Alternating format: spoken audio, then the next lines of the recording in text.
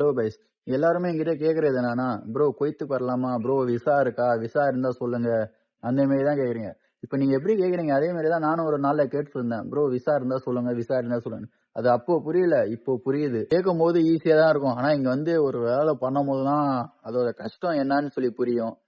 நானும் அதே மாரி தான் ஊர்ல எல்லாம் ஜாலியா சுத்திட்டு, அரட்டை அடிச்சுட்டு, அந்த மாரி அப்படியே பசங்க கூட சுத்திட்டு, காசு வேஸ்ட்டா செலவு பண்ணிட்டு, அப்படி செலவு பண்ணுவேன்.